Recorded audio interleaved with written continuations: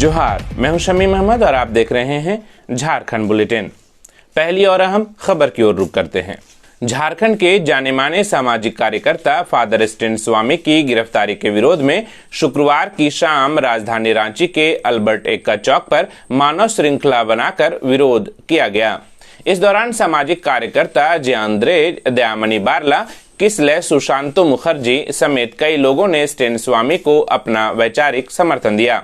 साथ ही आतंकवाद निरोधक कानून UAPA का विरोध भी किया गया। गौरतलब है कि गुरुवार की शाम NIA की टीम रांची के नामकुम के बगीचा स्थित स्टेन स्वामी को उनके घर से गिरफ्तार कर अपने साथ मुंबई ले गई।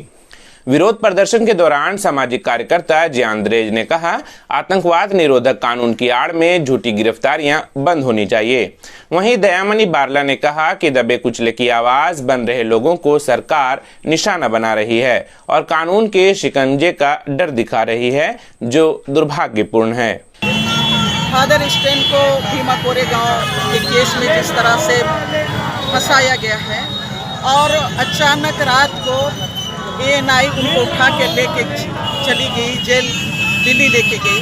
हम लोग इसका विरोध करते हैं, असली विरोध करते हैं कि हम लोग को न्याय चाहिए और जो भीमा कोरेगांव का जो कांड है वो पूरी तरह से फर्जी है और देश के जितने भी सामाजिक आंदोलन के साथ हैं, दलित हैं, आदिवासी हैं और जो दबे कुचले लोगों की आवाज़ को बुलंद करने वाले हैं, वो पूरे देश के कई कार्यकर्ताओं को, सामाजिक कार्यकर्ताओं को इसमें फंसाया गया है। हम लोग इसका भी विरोध करते हैं कि किस तरह से अर्बन नक्सलाइट के नाम पर आज जो भी अपने हक की बात करेगा, देश के जरूरतमंदों की हक की बात करेगा, उसको UPA कानून के तहत में उसको जेल में डाल दिया जा रहा है। हम लोग इसका विरोध करते हैं। अब अगली खबर की ओर रुख करते हैं।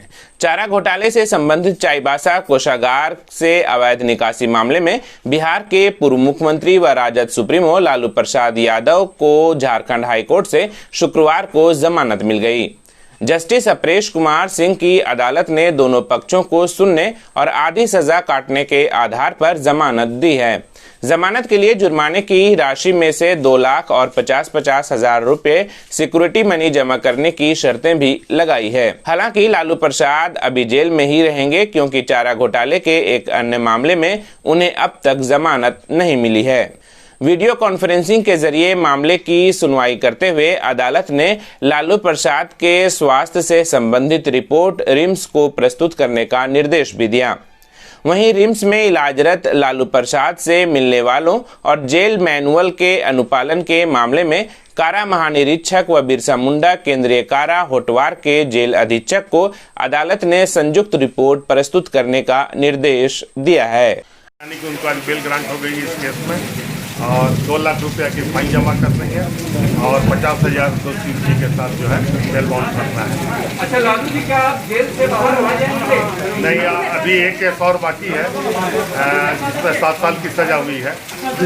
उसका 1 महीना अगले महीना 9 तारीख को उसका कंप्लीट हो रहा है, तो नवंबर में ही वो बाहर आ पाएंगे। कौन सा मामला है? वो जो से रिलेटेड है, 8038 है। अब उसके लिए बेल पिटीशन कब दायर कर रहे हैं? तो नवंबर में है, नवंबर में हम फाइल करेंगे। अब अगली खबर की ओर बढ़ते हैं। झारखंड हाईकोर्ट ने राज्य में प्रतिबंध के बावजूद धड़ल्ले से गुटखा की बिक्री को लेकर दायर जनहित याचिका पर शुक्रवार को सुनवाई करते हुए कड़ी नाराजगी जाहिर की। Chief justice doctor Ravi Ranjan और जस्टिस सुजीत नारायण प्रसाद की खंडपीठ ने वीडियो कॉन्फ्रेंसिंग के जरिए सुनवाई करते हुए राज्य सरकार से पूछा कि जब गुटखा की बिक्री पर प्रतिबंध है तो आखिर राज्य में कैसे इसकी बिक्री की जा रही है। साथ ही उन्होंने कहा कि सरकार ऐसे कानून ही क्यों बनाती है जिसे लागू नहीं करा सकती। नाराज खंडपीठ ने पूछा कि आखिर झारखंड का कौन सा ऐसा हिस्सा है जो गुटखा फ्री हो गया है।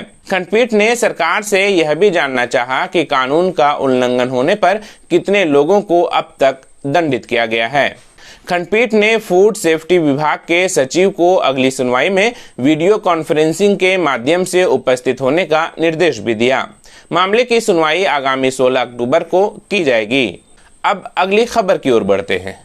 भारतीय कृषि अनुसंधान केंद्र नई दिल्ली के सहयोग से संचालित बिरसा कृषि विश्वविद्यालय अंतर्गत 16 में से 4 कृषि विज्ञान केंद्र के 4 वैज्ञानिकों को राष्ट्रीय अवार्ड के लिए चयनित किया गया है। यह अवार्ड अखिल भारतीय स्तर पर संचालित सोसाइटी ऑफ कृषि विज्ञान लुधियाना पंजाब की ओर से दिया गया।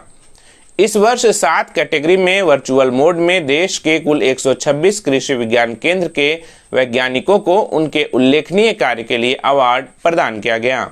सोसाइटी ने कीट विज्ञान के क्षेत्र में कृषि विज्ञान केंद्र चतरा के वैज्ञानिक डॉक्टर धर्मउरांव, सॉइल साइंस के क्षेत्र में कृषि विज्ञान केंद्र साहेबगंज के प्रभारी डॉक्टर अमृत झा व एनिमल साइंस के क्षेत्र में कृषि विज्ञान केंद्र सरायकिला के वैज्ञानिक डॉक्टर पंकज सेठ को बेस्ट कृषि विज्ञान केंद्र साइंटिस्ट अवार्ड से नवाजा गया है, जबकि कृषि विज्ञान केंद्र दारीसाई के प्रभारी डॉक्टर आरती विनायका को बेस्ट वीमेन साइंटिस्ट अवार्ड प्रदान किया गया। अब कोरोना अपडेट की बात कर लेते हैं। झारखंड में शुक्रवार को 30,524 सैंपलों की जांच में 768 नए संक्रमित मिलने की पुष्टि हुई, जिसमें रांची के 314 मरीज शामिल हैं। बता दें कि राज्य में अब तक 25,76,536 लोगों की जांच की जा चुकी है, जिसमें 91,254 लोग अब तक पॉजिटिव पाए जा चुके हैं। हालांकि राज्य भर में स्वस्थ होने वाले लोगों की तादाद अब 81,654 हो चुकी है, जिसमें शुक्रवार को 1,158 स्वस्थ होने वाले लोगों की संख्या भी शामिल है। राज्य भर में कोरोना संक्रमण से होने वाले मौतों के आंकड़ों पर नजर डालें तो शुक्रवार को 6 कोरोना संक्रमित लोगों की मौत हो गई, जिसमें रांची से 3, बोकारो, धनबाद और जमशेदपुर से एक मरीज शामिल हैं। इसके साथ ही अब तक कोरोना से होने वाले मौतों की कुल संख्या 781 हो गई है। वहीं राज्य भर में अब तक एक्टिव केसों की संख्या 10,000 से नीचे पहुंचकर महज 8,819 एक्टिव केस राज्य भर में रह गए हैं। रिकवरी रेट की अगर बात की जाए तो झारखंड में मरीजों के स्वस्थ होने का दर 90% के आसपास आ चुका है, जो राष्ट्रीय औसत 86% से भी अधिक है।